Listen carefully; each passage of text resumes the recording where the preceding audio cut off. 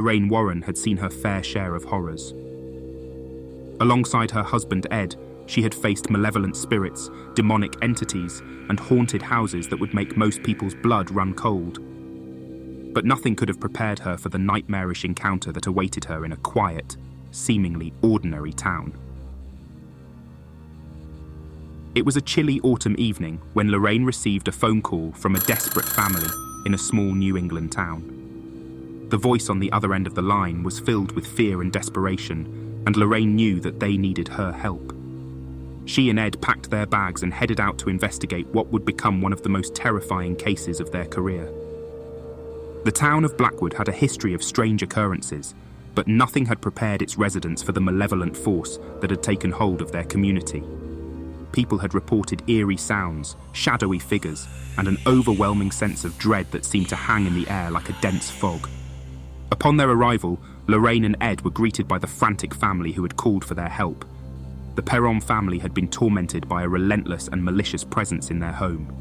Strange occurrences had escalated from inexplicable noises and objects moving on their own to terrifying apparitions that seemed to revel in their fear. As Lorraine stepped into the Perrons' house, she immediately felt a palpable sense of foreboding. The air was heavy with an oppressive energy, and a chill ran down her spine. It was as if the very walls of the house were infused with malevolence. The family recounted their experiences with trembling voices, describing how they had seen a sinister, shadowy figure that seemed to materialize out of thin air. They had heard whispers in the dead of night, unintelligible voices that spoke of suffering and torment. Lorraine knew that they were dealing with something beyond the ordinary, something that had a sinister intelligence and a malevolent intent.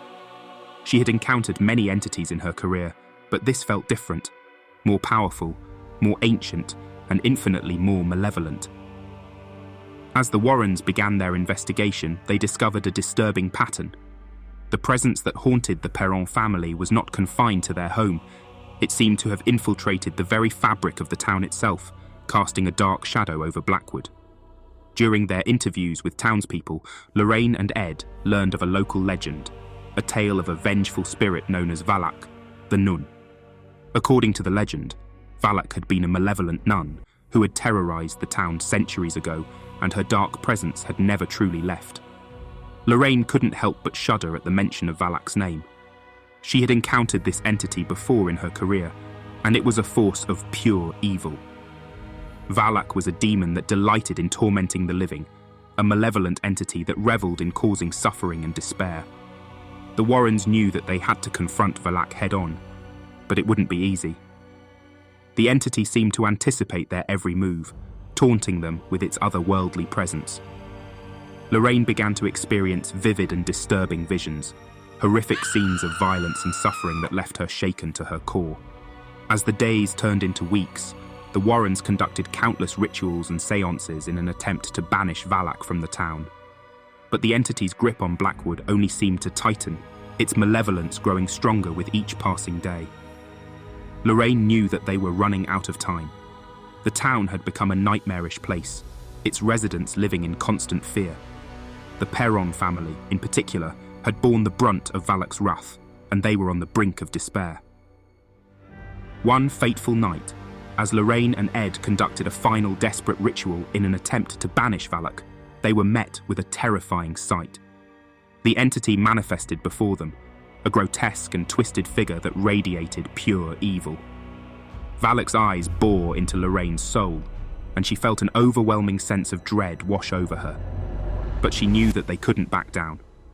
With every ounce of her strength, she and Ed recited incantations and prayers, calling upon the forces of light to drive Valak away. The room filled with an intense, blinding light, and Lorraine felt a surge of power wash over her. For a moment, it seemed as though they had succeeded, that Valak had been banished from Blackwood forever. But as the light faded, Lorraine knew that the battle was far from over. Valak was a force of pure evil, a demon that would never truly be defeated. It would always linger in the shadows, waiting for an opportunity to return. As the Warrens left Blackwood, they couldn't help but feel a sense of unease. They had faced countless horrors in their career, but Valak was a force unlike any other, a malevolent entity that would forever haunt their nightmares. And so, Lorraine and Ed continued their work, knowing that the darkness of the world held many secrets, and that there would always be those who needed their help to confront the horrors that lurked in the shadows. As we wrap up this eerie journey, a huge thank you to our dedicated audience for tuning in. Your support drives us to share these spine-tingling stories. Remember, the darkness is always there, but through these tales, we face our fears together. Until next time, keep those lights on and doors locked. Thank you for watching.